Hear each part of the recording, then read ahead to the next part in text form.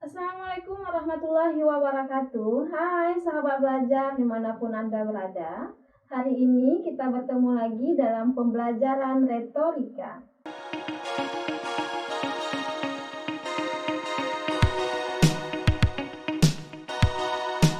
Pada pertemuan pertama, kita sudah membahas tentang konsep dasar retorika. Berdasarkan pertemuan pertama itu, ada beberapa pertanyaan yang dimunculkan oleh sahabat belajar sekalian. Misalnya, apakah retorika ini dibutuhkan jika kita berprofesi sebagai guru anak usia dini atau guru PAUD? Ya, kita menjawab pada kolom diskusi, apakah guru PAUD membutuhkan ilmu retorika? Tentu, setiap kita, jika kita adalah seorang guru, maka kita membutuhkan ilmu retorika. Karena dalam ilmu retorika kita diajarkan untuk menghargai orang dalam berkomunikasi, walaupun dia adalah anak usia dini. Anak usia dini juga ingin dihargai. Jika kita menghargai mereka, mereka akan sangat mudah menerima pesan yang kita sampaikan. Sehingga walaupun kita berprofesi sebagai guru anak usia dini, belajar retorika ini sangat penting dipelajari. Selanjutnya, kita akan masuk pada pertemuan kedua yang berbicara tentang hal mendasar yang harus dipahami dalam berkomunikasi. Setelah minggu kemarin kita belajar tentang konsep dasar retorika, yaitu beberapa pandangan para ahli tentang retorika, bahwa retorika adalah ilmu berpidato atau seni komunikasi atau kemampuan seseorang untuk menggunakan bahasa secara efektif mungkin dalam berkomunikasi dengan orang lain. Nah, hari ini kita akan berbicara tentang prinsip dasar dalam komunikasi. Prinsip dasar dalam berkomunikasi dapat kita rumuskan dalam konsep kata reach yang berarti merengkuh atau meraih. Kata reach yang terdiri dari huruf R, E, A, C, dan H, kemudian kita pecahkan menjadi beberapa kata, yaitu respect, yaitu sikap, hormat, dan menghargai, kemudian empathy, yaitu paham situasi orang lain, kemudian audible, dapat didengar atau dimengerti, clarity, kejelasan, dan humble, rendah hati. Nah, siapapun kita, ketika berkomunikasi, agar komunikasi kita diterima dengan baik oleh pendengar, maka kita harus memahami prinsip dasar berkomunikasi ini. Baik, kita akan menjelaskan satu persatu. Pertama, kita mulai dari kata respect. Kata respect itu biasa kita sebut dengan peduli, adalah sikap hormat dan menghargai lawan bicara kita. Siapapun dia, baik dia orang yang memiliki jabatan tinggi maupun orang yang memiliki pemahaman yang rendah tentang apa yang kita sampaikan, kita tetap harus menghormatinya dan menghargainya. Kemudian, pada prinsipnya, siapapun dia, yang namanya manusia pasti ingin dihargai dan dianggap penting. Setidaknya, setiap manusia pasti senang jika dihargai dan dianggap penting. Maka sikap respect akan membuka kemungkinan terjalinnya komunikasi dengan baik dengan lawan bicara kita. Sebagaimana dikatakan oleh Samuel Johnson, "There will be no respect without trust, and there is no trust without integrity."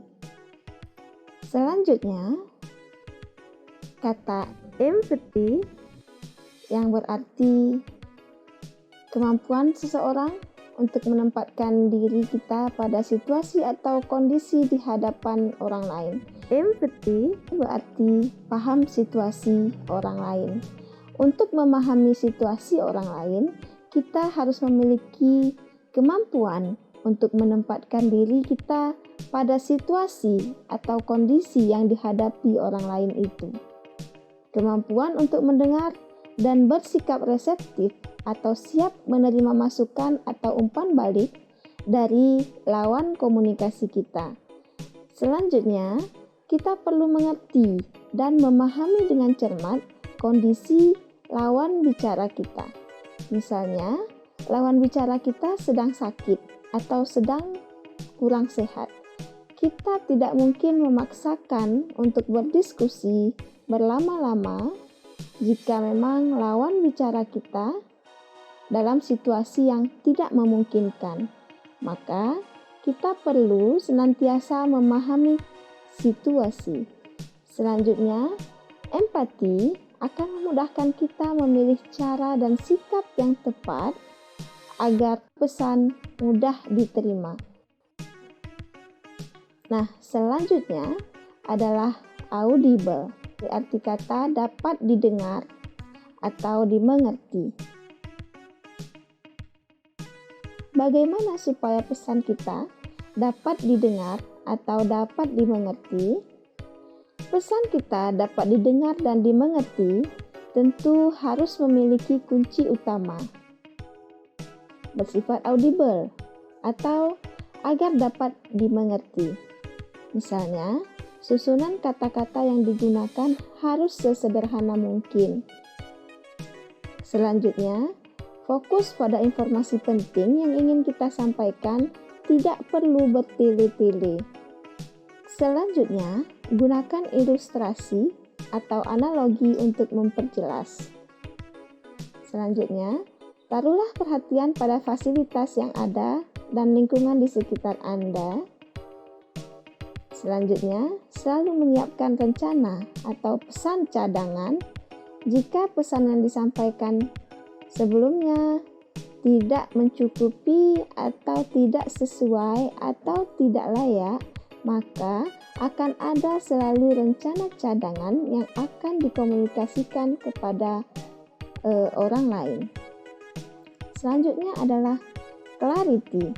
Clarity adalah kejelasan. Kejelasan yang dimaksud di sini adalah kejelasan pesan dan juga bisa jadi kejelasan suara. Untuk mendapatkan kejelasan, pesan harus jelas sehingga tidak menimbulkan multi-interpretasi. Sehingga jelas yang dimaksudkan di sini adalah bahasa. Bahasanya tidak ambigu dan tidak memiliki arti ganda. Cukup jelas dan kalimatnya cukup sederhana dan mudah dipahami. Selanjutnya, berkaitan dengan kualitas suara. Tidak terlalu tinggi, tidak terlalu rendah, tidak terlalu besar, dan tidak terlalu kecil volume suara yang digunakan saat berkomunikasi dengan orang lain. Selanjutnya, akan berkaitan dengan pilihan bahasa. Sebagaimana yang disebutkan di awal tadi, kata-katanya, jika memang tidak memungkinkan untuk menggunakan bahasa asing, jangan gunakan bahasa asing. Jika tidak tergolong dalam golongan ilmiah, maka tidak usah menggunakan bahasa ilmiah. Silahkan gunakan bahasa yang sederhana saja. Selanjutnya, berkaitan dengan pengorganisasian ide. Kalau dalam tulisan, secara umum kita mengenal paragraf namanya induktif atau deduktif. Nah, hal ini juga dapat diterapkan dalam bentuk komunikasi secara langsung. Kita harus mampu mengorganisasikan apa yang kita sampaikan, apakah dari umum ke khusus atau dari khusus ke umum. Maka kita boleh lihat kembali pola kalimat atau pola paragraf deduktif atau induktif. Selanjutnya ada kata humble. Humble adalah sikap rendah hati, merupakan unsur yang terkait dengan prinsip pertama, yaitu respect. Untuk memiliki sikap yang respect, tentu Anda harus memiliki sikap rendah hati. Rendah hati akan memunculkan sikap menghormati orang lain. Tidak perlu sombong Tidak perlu memamerkan hal-hal yang tidak penting kepada lawan komunikasi kita agar komunikasi dapat berjalan dengan baik. Maka, rendah hati akan berlawanan dengan rendah diri. Selanjutnya yang harus dipahami adalah teamwork. Prinsip komunikasi di atas juga berlaku untuk komunikasi dalam atau antar kelompok. Komponen penting dalam membangun organisasi yaitu komunikasi yang efektif dalam tim. Tim atau juga disebut dengan together everyone achieve more. Kondisi tersebut akan menghadirkan sinergi antara satu orang dengan orang lain sehingga tujuan teamwork dapat tercapai dengan baik. Kemudian, untuk menjaga efektivitas komunikasi antara pembicara dengan pendengar, perlu melihat frame of reference atau file of experience. Penyesuaian siapa berbicara dengan siapa. Misalnya, efektivitas komunikasi sangat ditentukan oleh faktor kerangka acuan di atas, yaitu frame of reference dan cakupan pengalaman yang dimiliki oleh pembicara dan pendengar. Daerah yang diarsir merupakan kesamaan acuan dan pengalaman antara yang dimiliki oleh pembicara dan pendengar.